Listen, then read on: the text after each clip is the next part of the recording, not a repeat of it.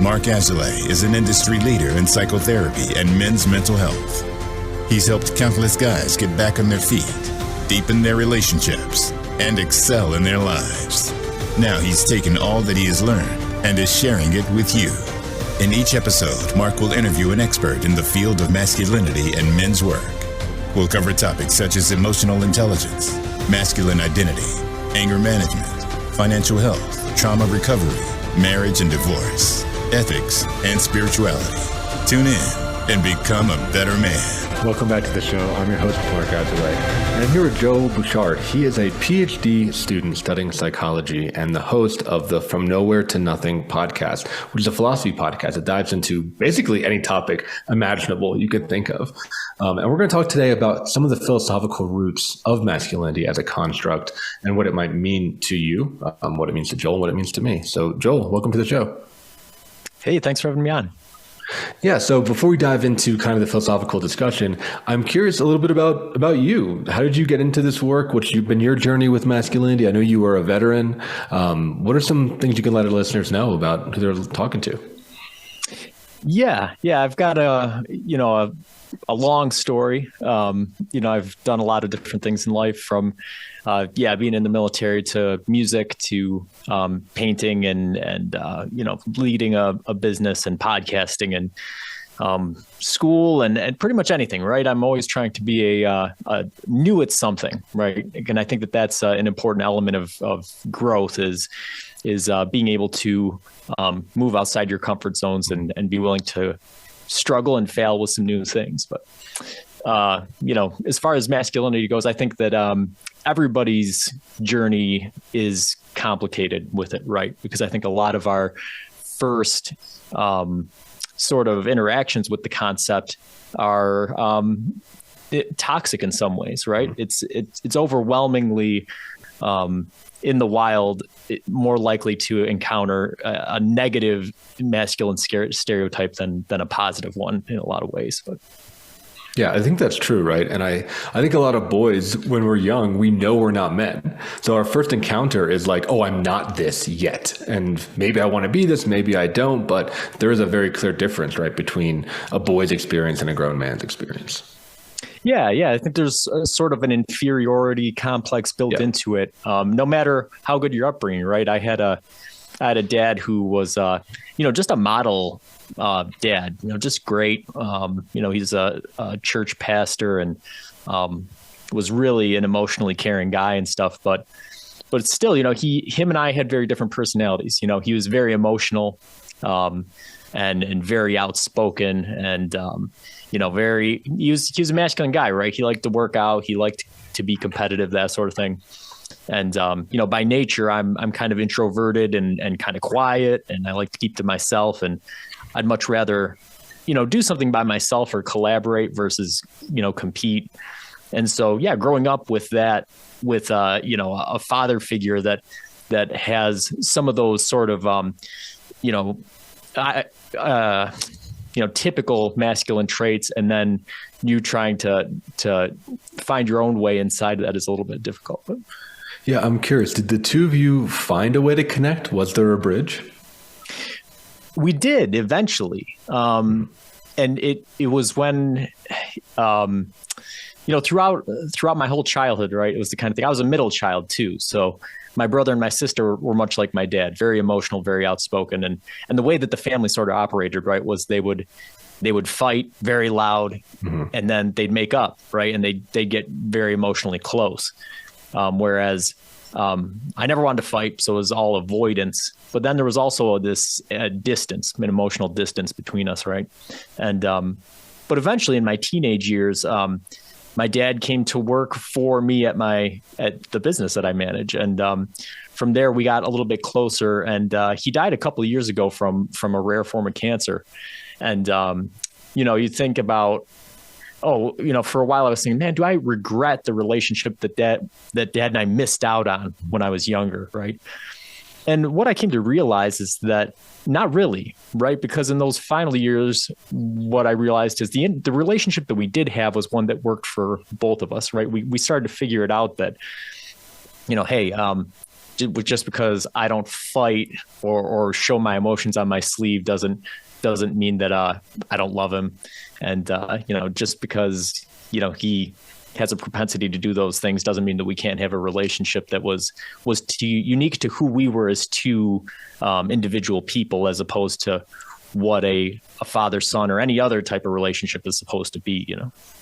Totally. Yeah. And I think it's inspiring, right? Because it sounds like you were able to make that adult relationship, where I think a lot of guys are stuck in that kind of submissive, childlike role, where either they play their father's game, right? Or they are separate, right? Because we're just trying to fit in with our parental figure. But it sounds like you guys were able to, at least towards the end there, evolve your relationship into something that was more equitable. Yeah. Yeah. And there was, like I said, there was a lot of trouble in the meantime, right? Because I think there were some things where, you overcompensate during your teenage years, right? So coming to the realization, right, that I'm an introvert and, these sorts of things, you start to think, well, I'm going to make up for it, right? You become hyper competitive and you decide you're going to join the Army, and you start doing things that are toxic, right? That fall into that toxic masculine sort of category. And, some of them are things that, I could tell stories of, and people would be like, oh, wow, that's really cool, but it wasn't, right? When you think about the psychological toll that it took, and how you had to recover from it and how you had to adjust, you go, these stories that might, would be similar to things that would grace a film screen or a novel or something that people sort of idealize.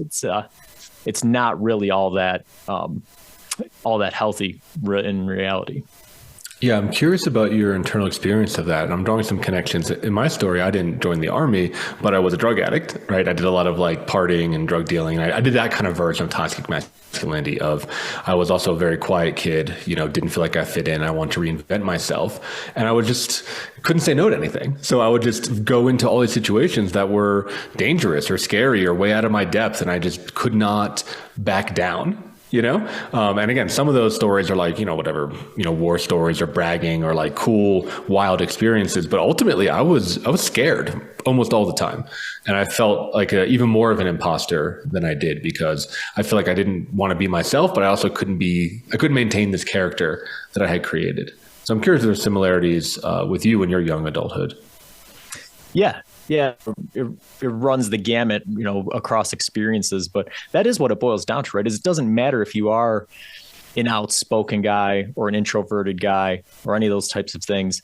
When you get to be in those teenage years and you have a peer group and things, you do get to that point where saying no seems like an existential threat. And so you either go along with things that you don't actually support and you're afraid, or you overreach and you try to accomplish things that don't mean anything to you, or might even be dangerous or unhealthy, so yeah, no, it definitely resonates.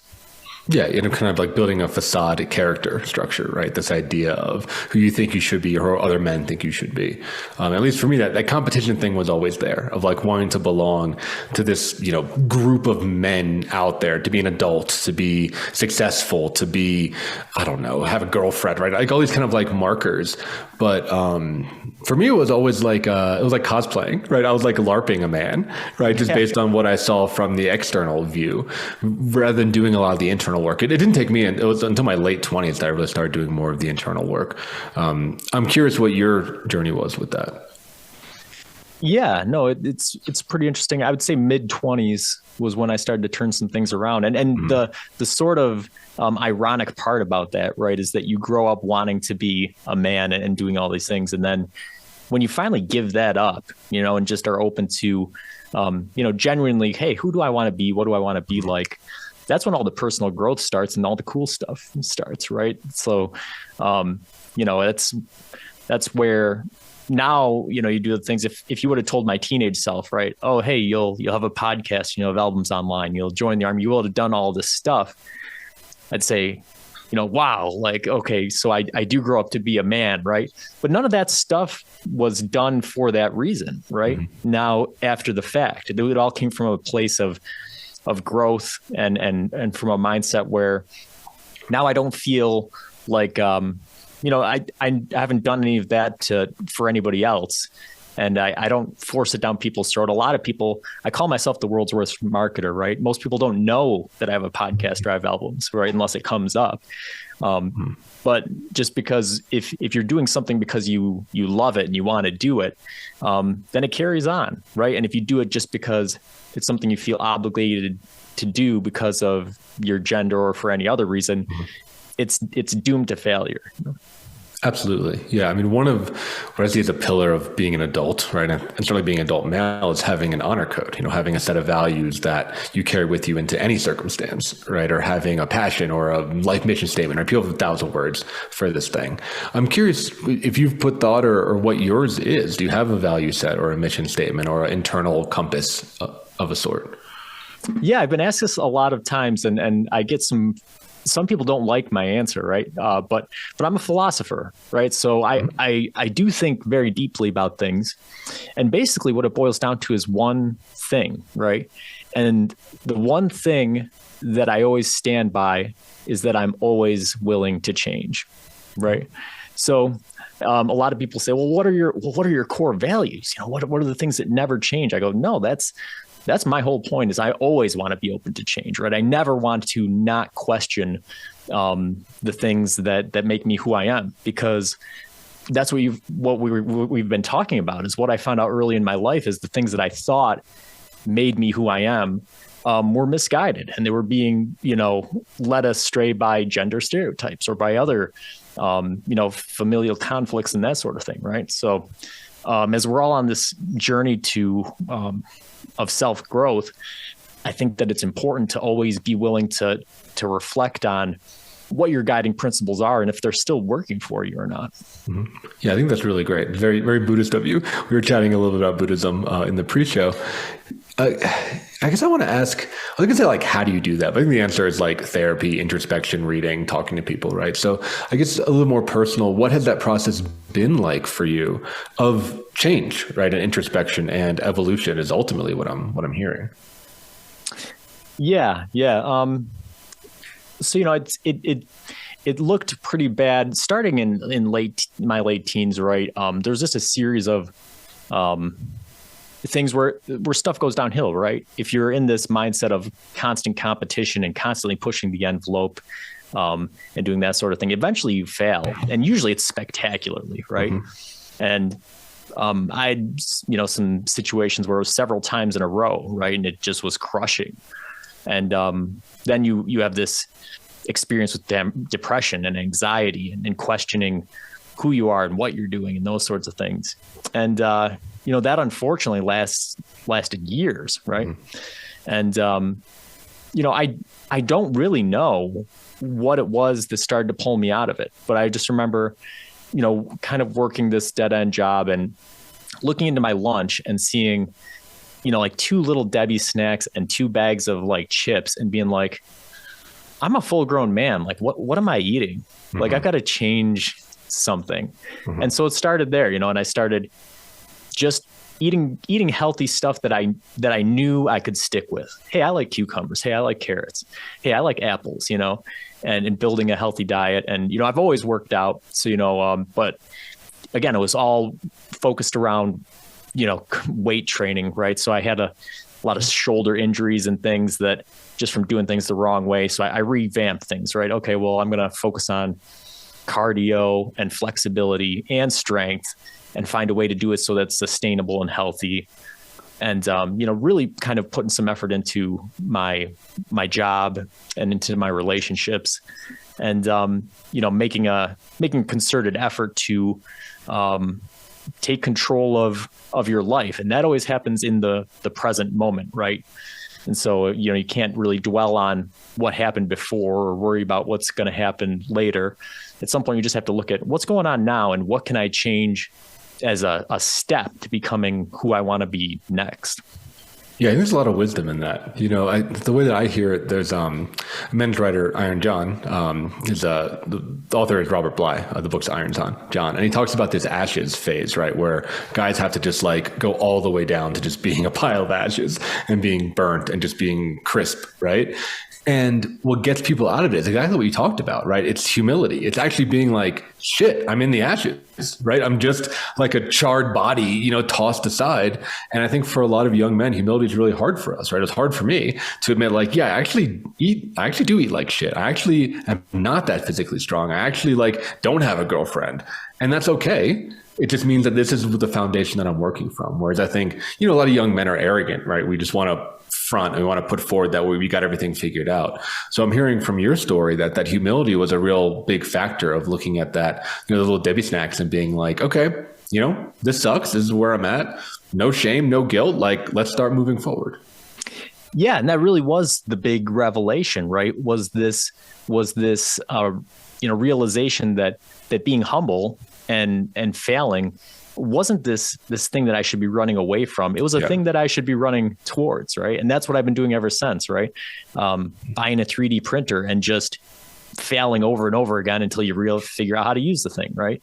And that stemmed from music too, right? With music, there's always this competition between musicians. Well, what it boils down to is music is art, right? Everybody loves all kinds of different stuff. It's a subjective thing. There's no objective measure of what makes good music, right? There's technically good musicians. There's creatively good musicians. So rather than thinking about this as a competition, think about it as something that's enriching your life. And so what you can or can't accomplish technically, or what you fail at versus what you succeed at. These are just all terms that are ultimately meaningless for the overall experience of what you're trying to do. And that transcends music into life as a whole as well. So. Yeah. Well, and, to kind of piggyback off your idea of growth and change, you should be listeners out there, like failing like 25, 30% of the time, right? Like that means you're on your edge. If you're winning every time, then your life is a little bit too easy and you're not growing. And if you're failing, 50% or more, then your life's probably a little bit too hard. You need to scale it back a little bit, right? But like you should be failing somewhat regularly, because that's how we grow, right? Is failing forward. Yeah. Yeah, absolutely. And, that's where I'm at now. And that's what gets you into all the different hobbies and all the different adventures that end up making your life what it is being willing to take that step, not for pride's sake, not for ego's sake, and not with some fear of failure, but for the, wanting to learn, wanting to grow, and in whatever form that might take. Sometimes you have to learn the lesson by failing, and sometimes you succeed. Yeah. Yeah, I think it's a really great message. I mean, one of my core values, right, to go back to that, is this idea of mastery, right, which is like getting good at something, like literally anything. Like it doesn't actually matter, right? I think as toxic masculinity is like, oh, it has to be sports or weightlifting or money or women, right? But it's like, it doesn't matter. Just get good at something, because I think the process of seeking mastery, you learn a lot. You have to learn a lot about yourself. You have to learn discipline. You have to learn practice. You have to learn to be humble. You have to learn how to learn. There's so much involved in just growing skills, building hobbies, and just trying to improve by whatever dimension required. So I love you talking about that. We're going to go to our first commercial break. When we come back, we'll dive more into philosophical roots of masculinity, talk about, things like gender binary, masculine and feminine energies. I'm curious your thoughts around some of those things, especially how they've evolved throughout, decades and centuries. So if you're listening, hang on in there, and we'll see you on the other side. Follow Voice America at Facebook.com/Voice America for juicy updates from your favorite radio shows and podcasts. Men's Therapy Online is now accepting new members. Men's Therapy Online offers a solution to the lack of outlets for emotional expression, positive role models, and access to meaningful milestone experiences. In our post-COVID world, loneliness is at an all-time high. Men need consistent community. Our society is rapidly changing. Old models of masculinity are falling at the task of promoting emotional intelligence and meaningful connection. Men's Therapy Online offers tools and experiences designed to help the man who is struggling to balance traditional male roles and emotional fluidity. Whether you need to get back on your feet or take your life to the next level, Men's Therapy Online has your back. We help our members become a true 21st century man, a man who is not burdened by the rapid change of society, but who contributes to it honorably. If you're interested in signing up and finding your band of brothers, go to menstherapy.online to learn more. That's menstherapy.online. Start your journey today. Voice America programs are now available on your favorite connected device, including Amazon, Alexa, and Google Home. Through streams with Apple Podcasts, TuneIn, and iHeartRadio, listening to your favorite show is as easy as saying the show name followed by the word podcast. Hey, Alexa, play Finding Your Frequency podcast. If that doesn't work, try adding on TuneIn or on iHeartRadio or on Apple Podcasts. Your life, your health, your network. You're listening to Voice America Health and Wellness.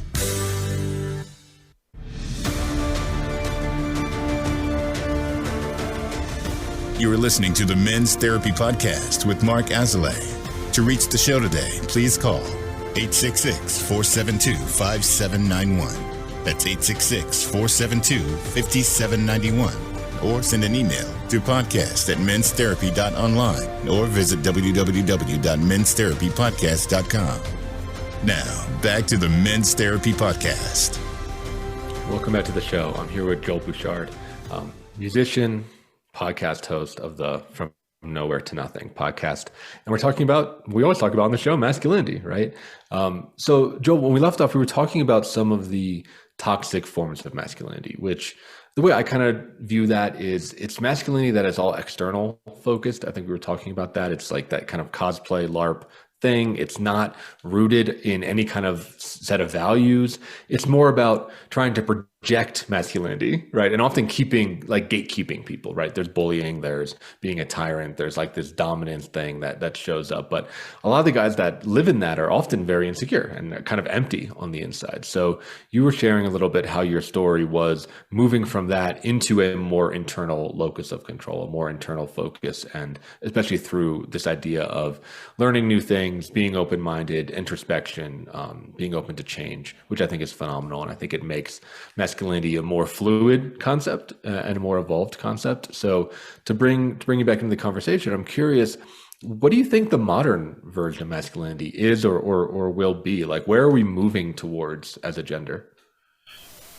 Yeah, it's interesting, right? Because, so much has happened since the dawn of the 21st century, right? And so when we talk a lot about toxic masculinity in the last segment, you go, well, what isn't toxic masculinity, right? If we take away all the stuff that's toxic, do you just end up with somebody who's a good person? And then does that good person have to be masculine, or can it just be anybody? Does masculinity lose any sense of meaning, right? And I think that we're seeing that in modern, sort of pop culture, the gender fluid kind of way that we're heading.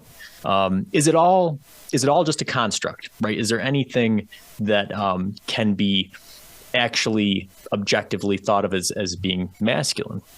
And that's a fascinating question to me. And I don't pretend to know the answer. And that in itself is something that a lot of people have a hard time accepting, right? We want to know. And as a philosopher, I'm open to saying that I almost never know, right? And a scientist, right? A lot of people don't know that about science, but science never proves anything, right? All science does is collect evidence to support a certain hypothesis, but at any given time, any hypothesis can be disproven, and most of them are eventually. So there's a lot of uncertainty in science, in philosophy, and in masculinity, right? So does masculinity exist as a concept? I think so. And this comes from psychology, right? You can look at psychological experiments, imaging studies of the brain and this sort of thing. And you can actually watch men and women's brains work differently. Math is a good example. Men are not better at math. Men and women are both equally good, but they use different brain pathways to solve math problems. Women use a lot more prefrontal cortex, whereas men use a lot more parietal lobe. So I think that there's structural and there's functional differences in the way that men and women's brains work. And I think that at the bare minimum, that level could be seen as providing some support for the idea that masculinity is a separate construct or sort of topic. Now, masculinity is a behavioral thing versus a structural thing in the brain. But I think that there's some overlap in how it presents itself, right? And so, it's just what does that look like? It's hard to say, but I think that what it boils down to is there's a lot more that has to do with internal strength of character versus external posturing. And how that's demonstrated is in some ways contradictory to toxic masculinity, right? I know that for me, lots of the times the hardest thing to do is to forgive somebody or to step up in somebody's absence, right? At work, rather than calling somebody out or doing something, rash.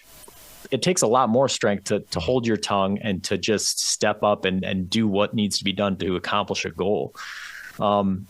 So yeah, I think there's a few different ways that it separates, but ultimately, I think it's still an open question what it means and what it's heading towards. Yeah, I think it is. I mean, the gender space is on fire right now, right? I mean, there's so much conversation around gender fluidity and queering of everything, right? And things just all blending. And it is a complicated question, right? Because just to kind of, reiterate what you're saying, right? I agree with you. I think there are significant sex differences, right? Of like men and women are different, physiologically different in some ways. And I agree with you. One's not better than another. I think we both need each other. I think we both complement each other really well.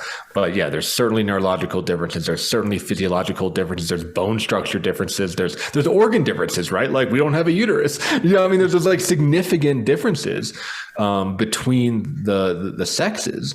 And masculinity has been very fluid throughout history, but to me, there does seem to be some things that, how do I say this? Like gender has been so crucial in so many cultures, right? Like many languages are gendered, right? There's female and male words, there's female where suffixes, like there are female and male, spaces, right? There's creation myths that involve a binary and a duality. This idea of a duality has always been in almost every culture. I don't know if there's a single one that has been as fluid as what, Western and certainly American culture might be moving towards. And it makes me excited and also a little bit afraid that we might lose something if we move away from some of these more traditional or ancient forms. I'm always wary of like throwing the baby out with the bathwater. And I think it's worth evolving the definition of masculinity rather than just rejecting it, which I see happening out there sometimes. And I think a lot of young men, especially, I work with a fair number of Gen Z clients, and a lot of the men are very confused about what it means to be a man right now, more so than I think I was as a millennial.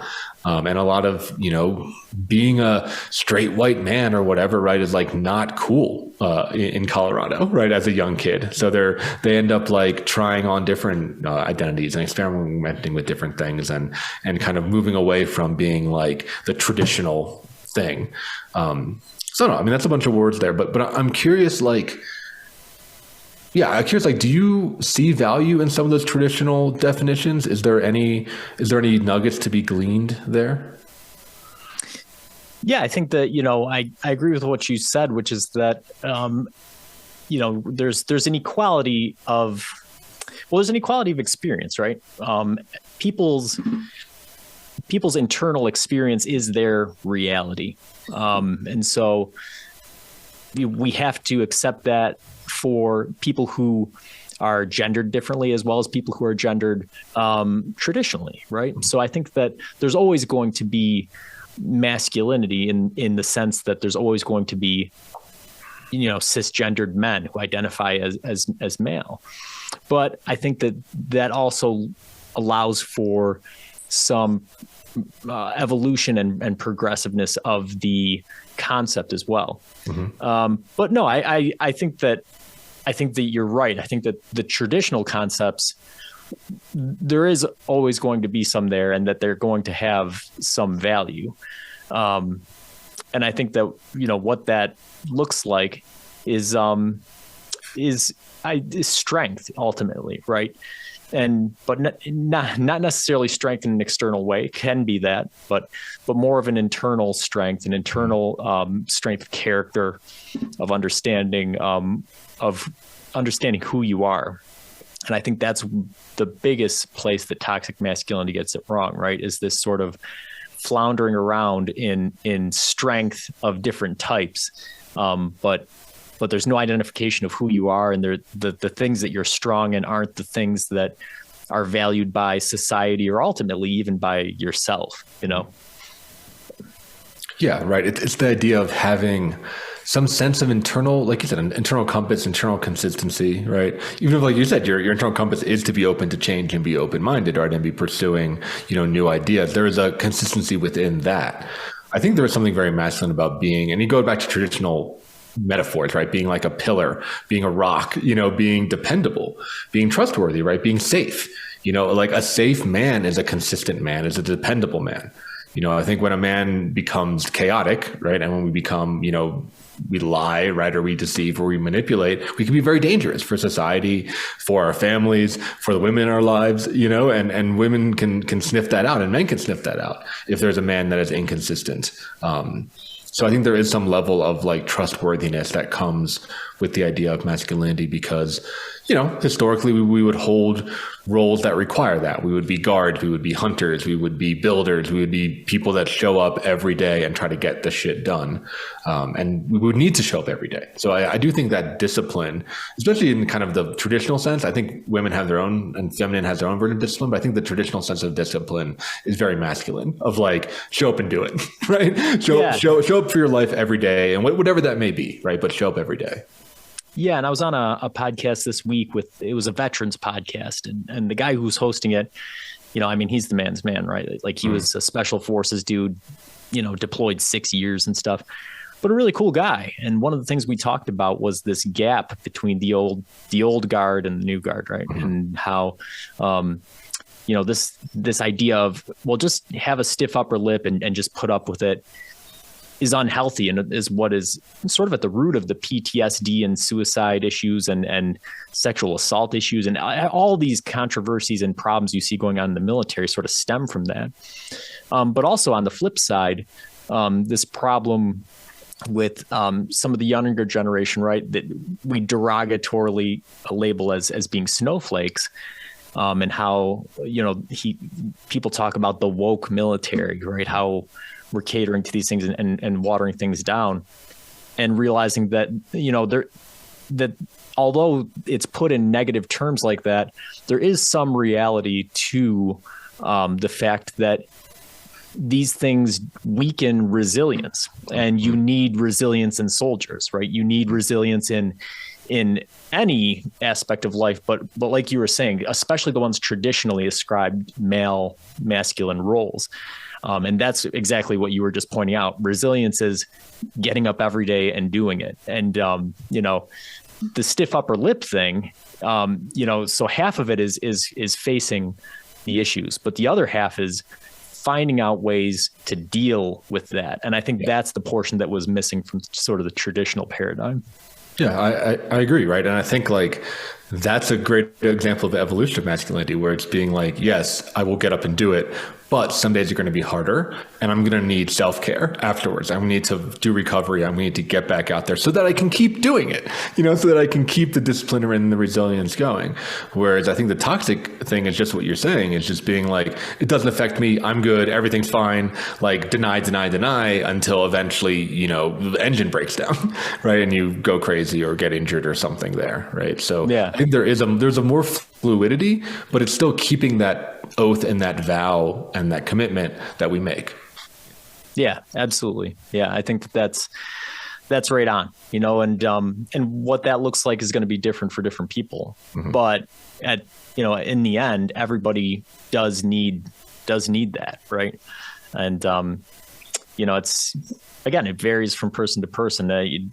We see a lot of people in the military, and because everybody has the same haircut and they wear the same uniform and they're all in the same shape, you think of them as being the same person. But they're all people. They're just good. There's good people and bad people, and there's creative people, and there's, just all types. And so, figuring out what you need to do in order to deal with the things that you have to face is an important part of not just being a man, but being a healthy, well-rounded person. Yeah, just being a human, right? Just like, what I tell my guys, it's like, really get to understand our user manual, right? Understand like who you are, what works for you, what doesn't. If you can understand that, then you can accomplish anything, and back to your point earlier in your story, I think it includes and is critical to have no judgment with that. Right. Like you might require something that other guys don't for whatever reason, but that doesn't mean that you don't get to have that. It just means that you have to do it. Like for me, like I enjoy spas, right? Like I enjoy going to a spa. I enjoy getting pampered. That is like very, very nourishing to me.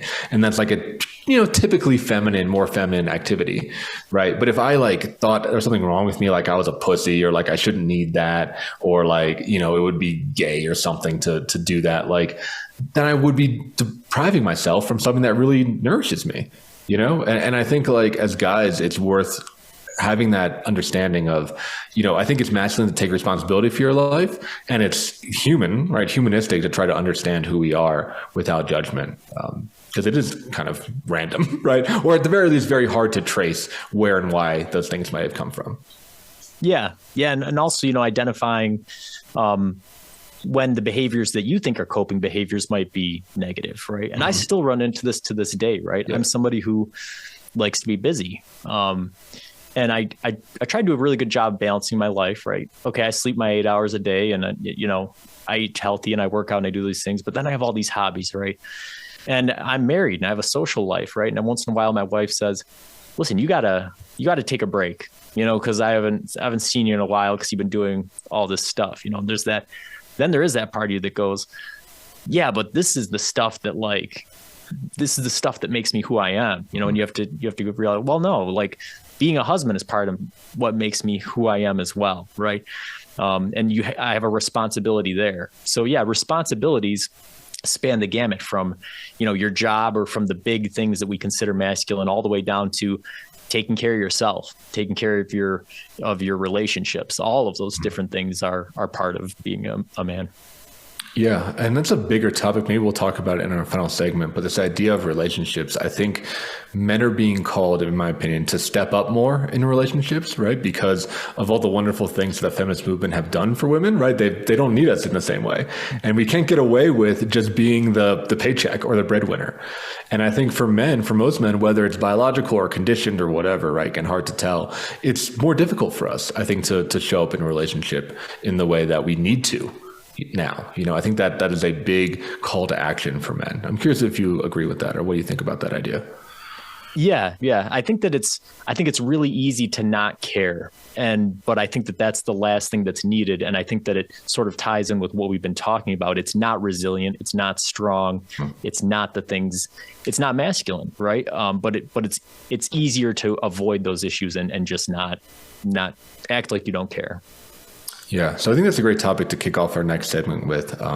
So if you're listening, we'll see you on the other side of the commercial break where we'll talk about masculinity in relationship. Voice America is on LinkedIn. Connect with us today. Men's Therapy Online is now accepting new members. Men's Therapy Online offers a solution to the lack of outlets for emotional expression, positive role models, and access to meaningful milestone experiences. In our post-COVID world, loneliness is at an all-time high. Men need consistent community. Our society is rapidly changing. Old models of masculinity are falling at the task of promoting emotional intelligence and meaningful connection. Men's Therapy Online offers tools and experiences designed to help the man who is struggling to balance traditional male roles and emotional fluidity. Whether you need to get back on your feet or take your life to the next level, Men's Therapy Online has your back. We help our members become a true 21st century man, a man who is not burdened by the rapid change of society, but who contributes to it honorably. If you're interested in signing up and finding your band of brothers, go to menstherapy.online to learn more. That's menstherapy.online. Start your journey today. Have you become a member yet? Sign up now to become a member of Voice America. It's always free and easy. Plus, you get to take advantage of some great member benefits. Get unlimited access to millions of hours of on-demand content across all of our channels. Keep track of your favorite episodes, shows, and hosts in your own customizable library. Find out what shows you might be interested in based on your favorites. Plus, you get insider access with our newsletter. Membership gives you more. Sign up at voiceamerica.com and click register at the top right. Your life, your health, your network. You're listening to Voice America Health and Wellness.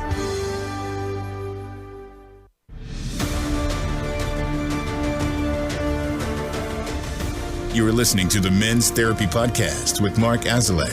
To reach the show today, please call 866-472-5791. That's 866-472-5791. Or send an email to podcast@menstherapy.online or visit www.menstherapypodcast.com.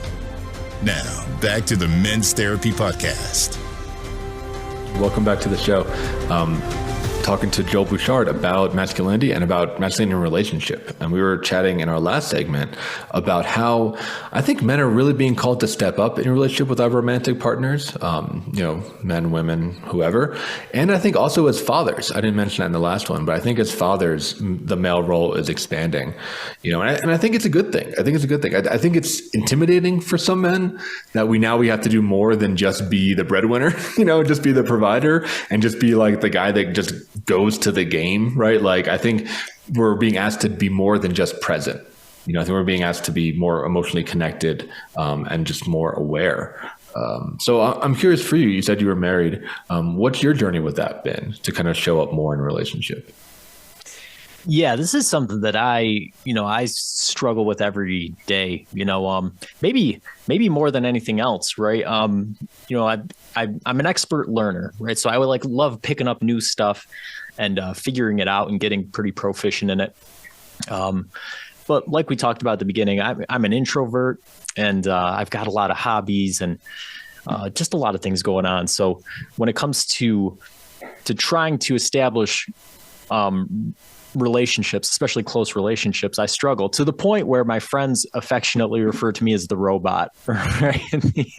Just the guy that is, pretty flat and stuff. But I've been married for 12 and a half years, and we were together for 5 years before that. So, going on 20 years, great relationship. I love my wife. She loves me. She's my polar opposite, very extroverted and bright and sparkly and loud. And but yeah, it's something that we've struggled with from time to time where, I'm busy doing what I'm doing and she's busy trying to set up plans or trying to plan vacations or trying to do things. And every once in a while she'll say, I would just like you to not even help, just have an opinion, right? Just to show some input, put forth some effort. Right. Mm-hmm. And, in those moments, that's where you realize, I'm not doing enough here. I've got to put some effort into this the same way that I do everything else, Mm-hmm. Yeah. I think it's a common struggle. I mean, I struggle with my fiance in the same way. I think a lot of men struggle with this because at least one thing I've heard from a lot of clients that I've worked with, a kind of a pet theory I'm working on, is I think as men, we bond through shared goals and objectives, right? Like we bond through doing a project together, through accomplishing a mission, whether that mission is a military exercise or a hike, right? Or, a vacation or a kayaking trip, whatever, right? Like we really bond through a third party, through some kind of external goal, right? And a very linear way of bonding. Whereas I think more feminine people, and again, to be really clear, like you can have feminine men and masculine women, gender and sex are not connected. We've learned that in the modern era. But I think the more feminine energy is more direct, right? It's like it's more directly connecting. It's really fluid and it bonds through emotional journeys. It bonds through this idea of, hey, can you be with me when I'm sad? Can you be with me when I'm angry? Can you be with me when I'm happy? Can you be with me when I'm, sexually turned on, right? Like all the different data points, all the different, the whole spectrum, right? The feminine really wants to feel connected in all of those. Whereas I think as men, right, like we want to connect in victory almost exclusively, right? We want to accomplish something together and to get to victory, we go through challenge and we bond through challenge. We're simpler in a lot of ways, so it can be difficult to connect to the feminine because, we don't like those other types of emotions. We don't like feeling anger. We don't like feeling sad. We don't like feeling lonely. We don't want to connect in that. We want to kill that and get back to feeling victorious. So I think it's a really common, male-female dynamic that happens. Yeah. And, like you mentioned earlier in the show, like, from a Buddhist mindset or from a mindfulness mindset, right? There might even be a bit of not denial of the emotions themselves, but a stripping of their power, right? So if I'm trying to develop a mindfulness mindset, I think some of the traps I fall into as a man are saying, okay, well, it's sort of stoic in the sense that, okay, well, I'm just not going to succumb to sadness or to, depression or these sorts of things, rather than confronting them and sort of realizing what the feeling is and getting over, which is a healthy way of engaging with the emotion. And so I carry that over with my other relationships, right? I go, oh, well, because I'm denying sadness or anger or frustration, you should just deny that it exists too, right? And it's just not the way that it is. So yeah, I think that's where a big struggle comes in, especially depending on your personality, right? It's regardless of gender or sex, but my personal disposition is to compartmentalize and to sort of shrug off negative feelings. And sometimes that's not what you need to connect with people. Right. I think people sometimes just want to feel it together, right? Rather than having it be solved, which is tough because some people, like I think more masculine presenting people, want it to be solved, right? We want to be like, okay, what do I do? How do I handle this? How do I go back to having fun? How do I go back to being happy and going back to the status quo? And it's difficult. And I think I guess little soapbox here, I think for our female or feminine listeners, it's like, I think for a lot of men, what we don't tell the women in our lives is that type of bonding is not natural for us and it takes work, right? Because I think guys, we can get burnt out on that. We do it and we should do it and we need to do it for the women in our lives. But oftentimes it takes an emotional toll. Whereas a more feminine presenting person, I think, gets charged up and connected and really fed by that. And that's why we're doing it. I think a more masculine presenting person can get really drained. And, where I've seen relationships also fall apart is the guy that isn't honest about what that costs. And they end up building up resentments, or they end up, being the nice guy, right? Just kind of always saying yes, or always just showing up until one day they don't, right? Either have an anger explosion or they just leave in the night or something, because I think open communication is critical. We need to accept that we're different, again, equal, but different, and say hey, this might be natural for you, but it's not for me. And I'm doing it as a gift, right? This is me showing up for you in a way.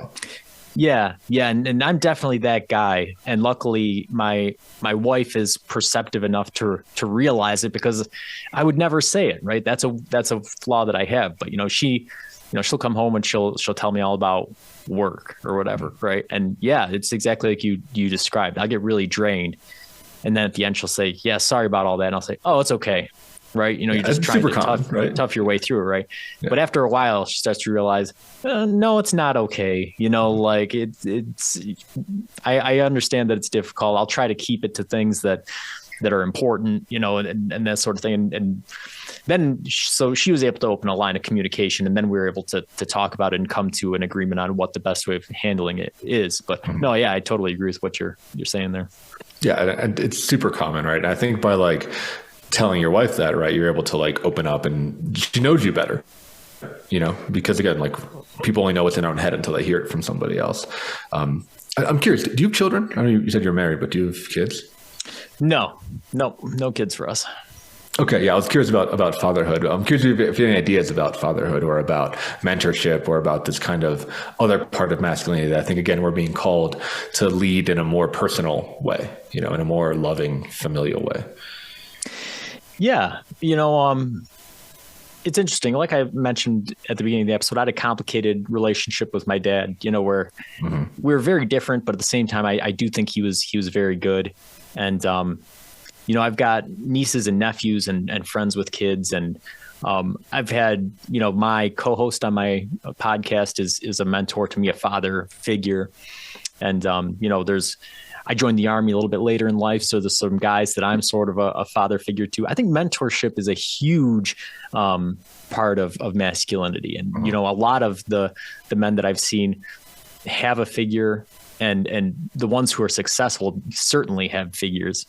But it's difficult, right? Because in the modern age, masculine or not, there's not really a space where people interact in an intimate way across age ranges, right? And so for me to have older people, older men that can mentor me is great. For me to have younger guys that I can interact with and that I can help guide them through some of their struggles, and they can help sort of keep me engaged in life. It's really important. And it's something that I think that might be one of the bigger problems that men struggle with today, is not having anybody outside their own age group to either guide them through the struggles they're facing or keep them engaged in some of the other aspects of life. Yeah, I agree completely. And I think as men, we're being called, and we should be called, to be more nurturing.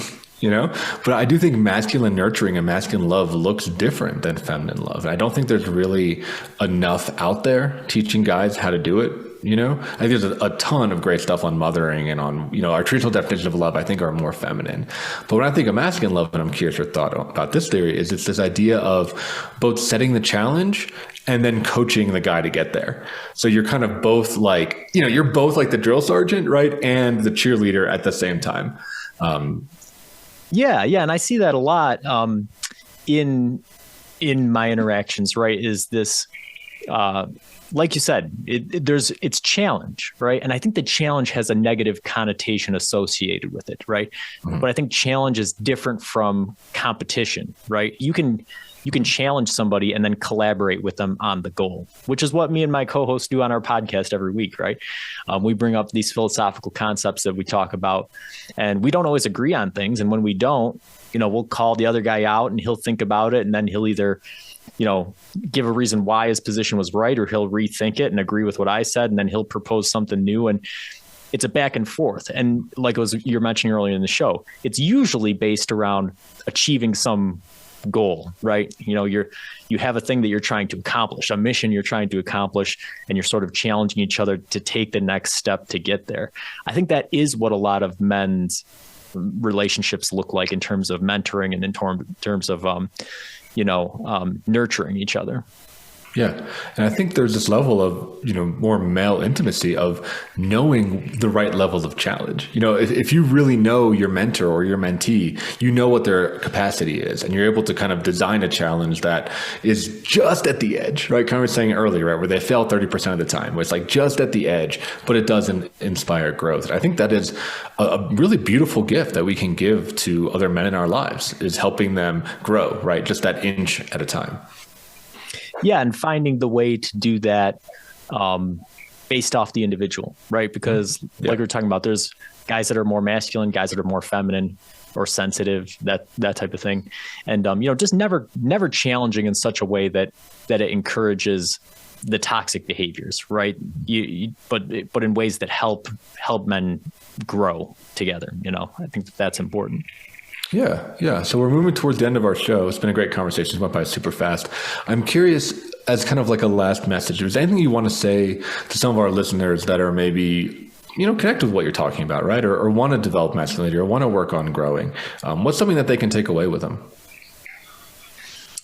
Yeah, I think that, what it boils down to is what we talked about earlier in the show. It's the development of humility, right? Because out of humility is really where the strength and resilience that we've been talking about through the episode comes from, right? It all ties together.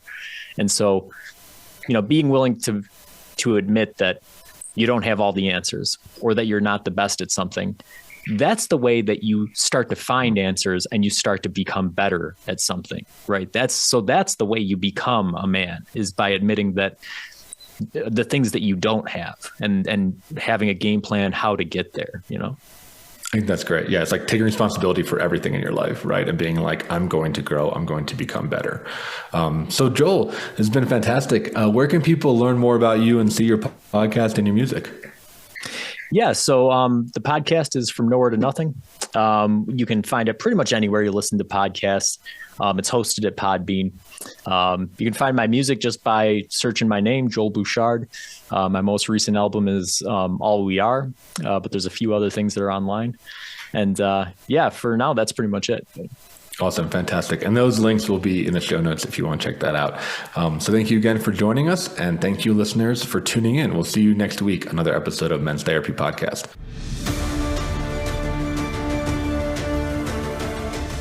Thank you for joining your host, Mark Aguilé, on the Men's Therapy Podcast. Be sure to tune in again live next Wednesday at 2 p.m. Eastern Time and 11 a.m. Pacific Time on the Voice America Health and Wellness Channel and anywhere podcasts are found. To support the show, leave a review on your favorite podcast platform. For more information or to apply to be a guest, visit www.menstherapypodcast.com.